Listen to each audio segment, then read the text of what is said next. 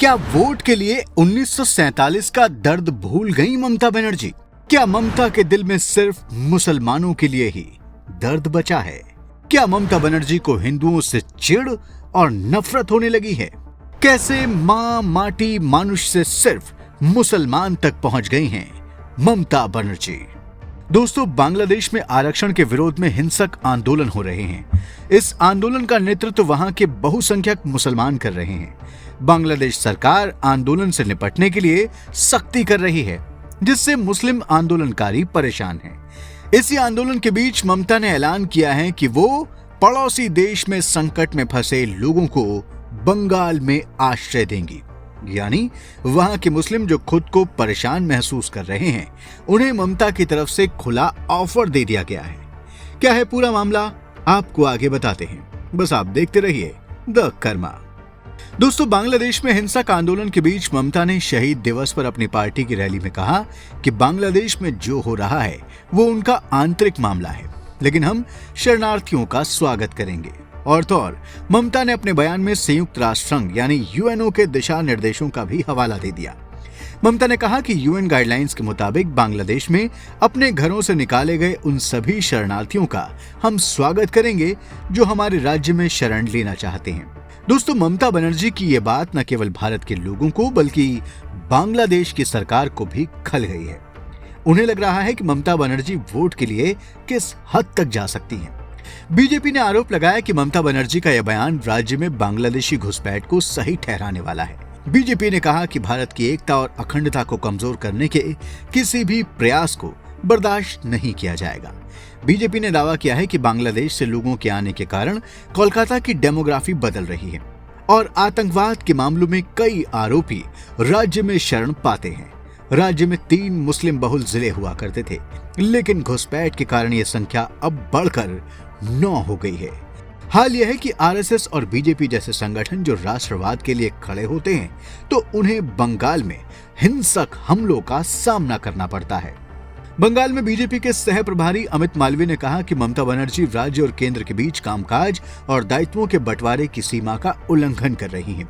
BJP के मुताबिक ममता के बयान से घुसपैठ कर भारत में आ चुके बांग्लादेशियों को शरणार्थी बताकर वैधता दी जाने की भी आशंका पैदा हो गई है। अमित मालवीय ने सोशल मीडिया प्लेटफॉर्म एक्स पर लिखा, ममता बनर्जी एक दिन कहती हैं कि हिंदू शरणार्थियों को हम आने की अनुमति नहीं देंगे, जबकि हिंदू शरणार्थी तो धार्मिक प्रताड़ना झेलकर सीएए के तहत वैध तरीके से भारतीय नागरिकता के लिए आवेदन करना चाहते हैं।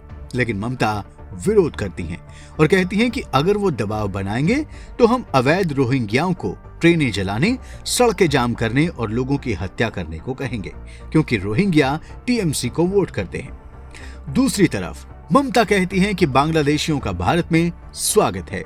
दोस्तों, भारत में ही नहीं बांग्लादेश में भी ममता के बयान का विरोध हो रहा है। रिपोर्ट के अनुसार बांग्लादेश का कहना है कि इस तरह का बयान और खासतौर से शरणार्थियों को घर देने का वादा कई लोगों को उकसा सकता है। यही नहीं, आतंकवादी और बदमाश इस तरह की घोषणा का गलत फायदा उठा सकते हैं। रिपोर्ट के अनुसार बांग्लादेश सरकार ने भारत में उच्चायोग के सामने अपनी शिकायत भी दर्ज कराई है। बांग्लादेश सरकार का ये भी कहना है कि हम हालात सामान्य करने की कोशिश कर रहे हैं। इसमें पश्चिम बंगाल के मुख्यमंत्री के ऐसे बयान गुमराह करने वाले हैं।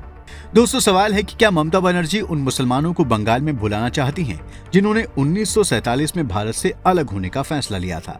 उन मुसलमानों को वापस बुलाना चाहती हैं जिन्होंने तत्कालीन पूर्वी बंगाल में हिंदुओं का कत्लेआम किया था और हिंदू महिलाओं की इज्जत को तार तार कर दिया था? क्या ममता बनर्जी उन मुसलमानों को बंगाल में बुलाना चाहती हैं जो आज बांग्लादेश में बचे थोड़े से हिंदुओं पर जुल्म उठा रहे हैं? दूसरी तरफ जब बांग्लादेशी हिंदुओं को शरण देने की बात होती है तो ममता के दिल में चिढ़ पैदा हो जाती है। दोस्तों, कई हिंदू संगठनों का आरोप है कि ममता का मकसद बंगाल में मुसलमानों को बहुसंख्यक बनाकर सत्ता को बनाए रखना है। लेकिन इन हिंदू संगठनों ने ममता को चेतावनी दी है कि जिस दिन बंगाल में मुसलमान बहुसंख्यक हो गए, उस दिन ममता तभी सीएम बनी रह पाएंगी जब वो हिंदू धर्म छोड़कर मुसलमान बन जाए, क्योंकि तब बंगाल में ना तो कोई हिंदू सीएम बनेगा न ही मंत्री। और फिर कुछ दिनों के बाद हिंदुओं को मुसलमान बनाने की मुहिम चलेगी और साम दाम दंड भेद के जरिए सभी हिंदुओं को मुसलमान बना दिया जाएगा। उसके बाद एक अलग मुस्लिम राष्ट्र की मांग उठेगी और फिर भारत के लिए बंगाल को अपने अधिकार क्षेत्र में बचा पाना मुश्किल हो जाएगा। तो दोस्तों, ममता के इस बयान पर आप क्या सोचते हैं? कमेंट बॉक्स में लिखें। वीडियो को लाइक और शेयर करें, चैनल को सब्सक्राइब करें और नोटिफिकेशन के लिए बेल आइकन को दबाना बिल्कुल ना भूलें। धन्यवाद।